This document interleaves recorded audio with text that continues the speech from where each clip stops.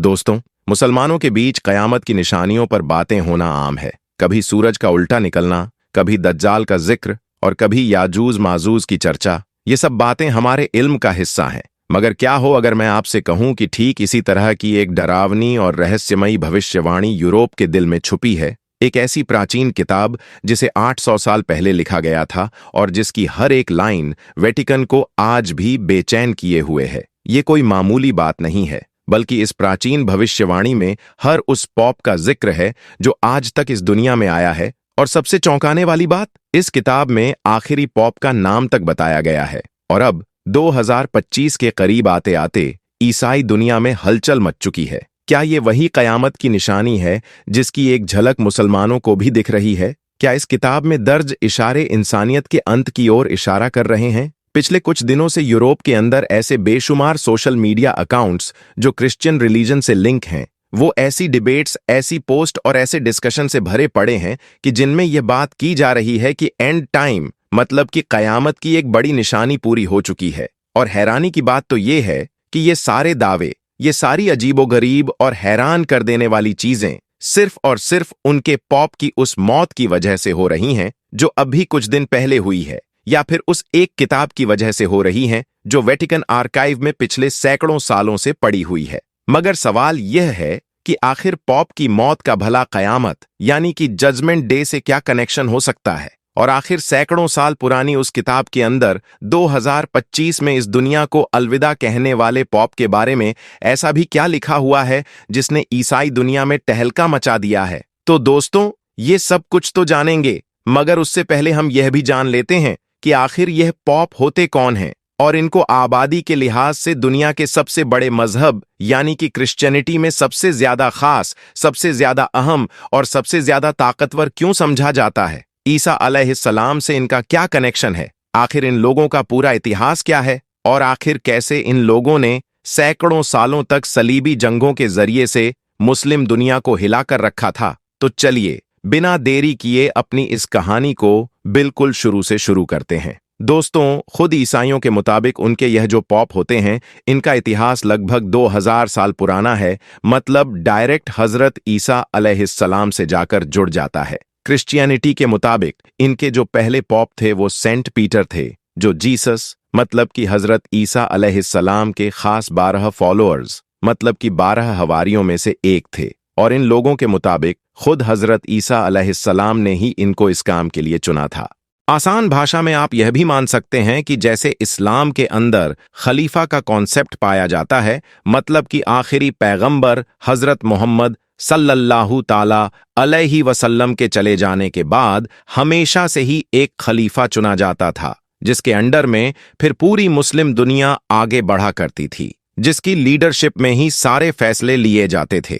बिल्कुल वैसे ही क्रिश्चियनिटी के अंदर एक पॉप की कुर्सी होती है और उस कुर्सी पर बैठने वाले इंसान को पॉप कहा जाता है, और वहीं फिर पूरे ईसाई मजहब को लीड किया करता था। मतलब उसकी जुबान से निकले हुए अल्फाज ही आखिरी हुक्म माने जाते थे। सेंट पीटर के इस दुनिया से चले जाने के बाद फिर दूसरा पॉप चुना गया और ऐसे ही लगातार एक के बाद एक चुने जाते रहे, और यह सिलसिला आज तक जारी है।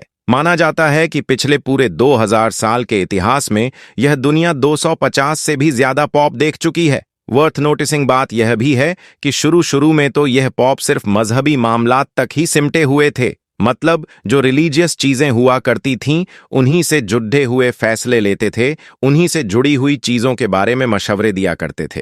लेकिन जैसे जैसे आम लोगों के बीच इन लोगों की मकबूलियत, पॉपुलैरिटी बढ़ती चली गई, वैसे वैसे अब इनका पॉलिटिकल इन्फ्लुएंस भी बढ़ता चला गया। और फिर एक वक्त ऐसा आया कि यह राजनीतिक तौर पर भी इतने ज्यादा ताकतवर हो चुके थे कि यूरोप, जो उस दौर में बहुत सारी छोटी बड़ी सल्तनतों में अक्सर बंटा रहता था, वहां पर सल्तनत चाहे किसी की भी बने, किसी की भी बिगड़े, गद्दी पर कोई बैठे या कोई उतरे, लेकिन पर्दे के पीछे से पॉप का ही हुक्म चला करता था। इनके एक इशारे पर पूरा यूरोप हिल जाता था। इनका एक इशारा ही यूरोप में रहने वाली आम अवाम, जो ईसाई धर्म को फॉलो किया करती थी, उसके लिए पत्थर की लकीर होता था। यूरोप के किसी भी हुक्मरान, किसी भी किंग के लिए पॉप की नाराजगी का मतलब सीधा बर्बादी को दावत देना होता था। हैरानी की बात तो यह है कि फिर एक वक्त वो भी आ गया कि जब रोम के मेन चर्च के अंदर बैठने वाले इन पॉप की अपनी आर्मी तक होने लगी। वो आर्मी जो सिर्फ इन्हीं का हुक्म सुनती थी। मतलब ये कि अगर कभी इनके अपने सिस्टम पर कहीं से कोई खतरा आता था तो फिर ये उस आर्मी के जरिए से उसको टैकल कर लिया करते थे। दोस्तों, ये सब कुछ भी शायद अभी कम ही था, क्योंकि फिर 11वीं सेंचुरी का दौर आया और फिर दुनिया ने वो देखा जो शायद कभी किसी ने इमेजिन भी नहीं किया था। मतलब के क्रूसेड्स, यानी कि सलीबी जंगों का आगाज। दरअसल मामला यह हुआ था कि जैसा कि हम जानते ही हैं कि इस्लाम के दूसरे खलीफा मतलब कि हजरत उमर फारूक ए आजम के दौर में ही जो बैतुल मुकद्दस था, मतलब कि जेरूसलम, वह फतह हो चुका था। और उसके बाद से लेकर अगली 3-4 सदियों तक लगातार फिर मुस्लिम दुनिया में हुकूमतें भले ही बदलती रही हों, ऊपर नीचे होती रही हो, लेकिन यह इलाका मुसलमानों के ही कंट्रोल में रहा। मगर फिर धीरे धीरे हालात बदलते चले गए थे और 11वीं सदी का जब आखिरी दौर आया था तो उस वक्त हालात ऐसे हो चुके थे कि मुस्लिम दुनिया किसी एक बड़ी या ताकतवर सल्तनत के अंडर में होने की बजाय बहुत सारी छोटी बड़ी सल्तनतों में बंटी हुई थी, और ये सल्तनतें और हुकूमतें भी आपस में एक दूसरे से लड़ती रहती थीं।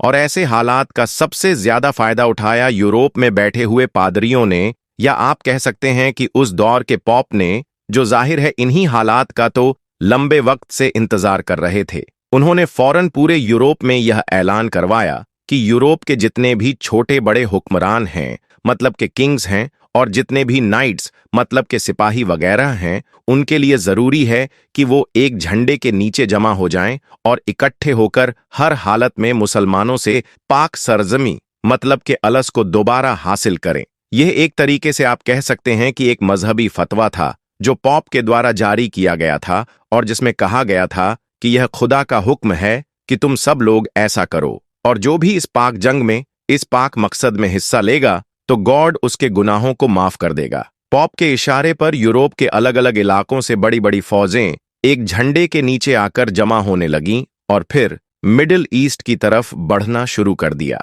और यहां से उन सलीबी जंगों का आगाज हुआ जिन्होंने फिर मिडिल ईस्ट के इस खास इलाके को खून से भर दिया। खास तौर से 1099 में जब यह सलीबी फौजें मुसलमानों से बैतुल मुकद्दस को लेने में कामयाब रही थी, तब तो इस तरह से खून बहाया गया था कि मानो चलने वाले इंसान का पैर भी खून में डूब जाता था।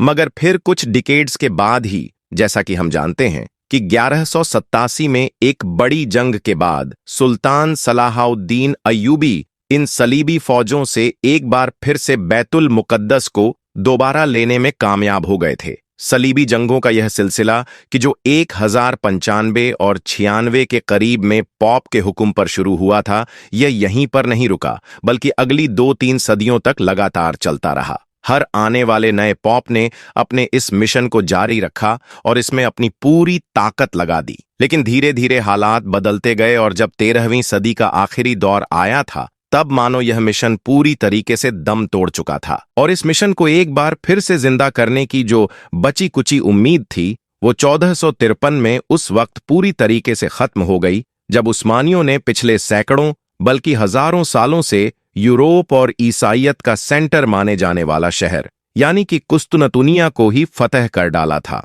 अब अगर बात की जाए करंट टाइम की, तो मौजूदा दौर में यह जो पॉप होते हैं, ये वेटिकन सिटी के अंदर रहते हैं और वहीं से ही क्रिश्चियनिटी को लीड करते हैं। वेटिकन सिटी को आज दुनिया के सबसे छोटे देश के तौर पर भी जाना जाता है, जो इटली की कैपिटल सिटी मतलब की राजधानी रोम के अंदर मौजूद है। हालांकि एक सच यह भी है कि वक्त एक बार फिर से अपने आप को पुरानी सिचुएशन में ले जा चुका है। मतलब कि यह कि जिस तरह से बिल्कुल शुरुआती दौर में पॉप के पास मजहबी इख्तियारात तो होते थे, मतलब कि मजहब के मामले में वही सबसे बड़ी ताकत समझे जाते थे, उनका हुक्म चलता था, लेकिन उनका कोई पॉलिटिकल इन्फ्लुएंस नहीं हुआ करता था। बिल्कुल वैसे ही आज के दौर में अगर रिलीजियस वे में देखा जाए तो जो कैथोलिक क्रिश्चियनिटी है, उसमें सबसे बड़ा मकाम पॉप का ही माना जाता है। वही सबसे बड़ी ताकत और आखिरी अथॉरिटी माने जाते हैं, मगर पॉलिटिकली उनका इन्फ्लुएंस बिल्कुल ना होने के बराबर होता है।